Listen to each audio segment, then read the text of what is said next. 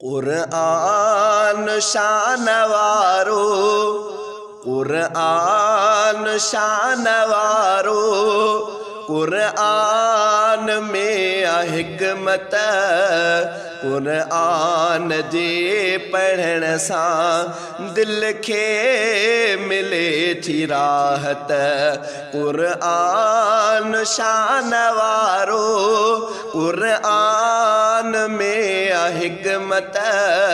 क़ुरआन जे पढ़ण सां दिल खे मिले थी राहत।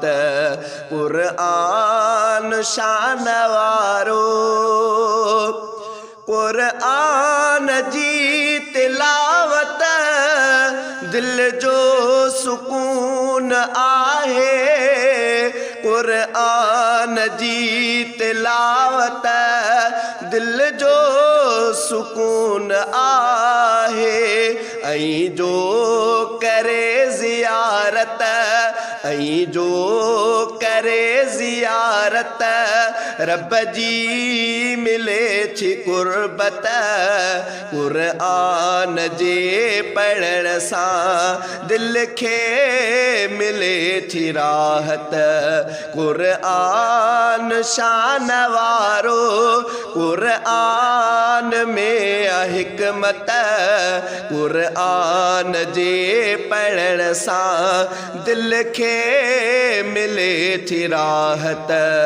क़ुरआन शान वारो, क़ुरआन नूर आहे, दिल जो सुरूर आहे।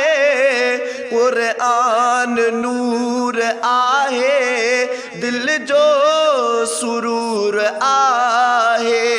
क़ुरआन में हिदायत, क़ुरआन में हिदायत, क़ुरआन में बरकत।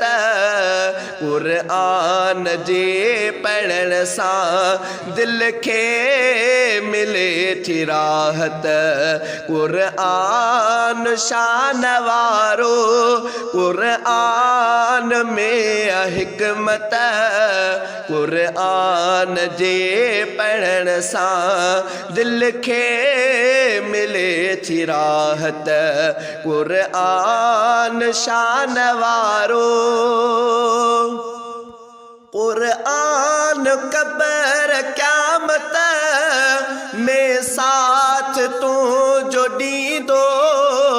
क़ुरआन क़ब्र क़यामत में साथ तुंहिंजो ॾींदो। क़ुरआन थींदो शाफ़ी, क़ुरआन थींदो शाफ़ी, बेशक कंदो शफ़ात। क़ुरआन थींदो शाफ़ी, बेशक कंदो शफ़ात। क़ुरआन जे पढ़ण सां दिल खे मिले थी राहत।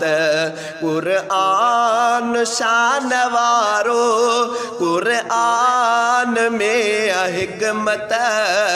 क़ुरआन जे पढ़ण सां दिल खे मिले थी राहत। क़ुरआन शान वारो, अब्दुल हमीद ख़िदमत क़ुरआन जी कंदो कर। अब्दुल हमीद ख़िदमत क़ुरआन जी कंदो कर। शेख जे रखंदे चाहत, शेख जे रखंदे चाहत, तुंहिंजो मक़ाम जन्नत।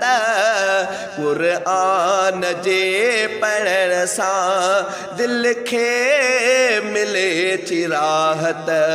क़ुरआन शान वारो, क़ुरआन में आ हिकमत।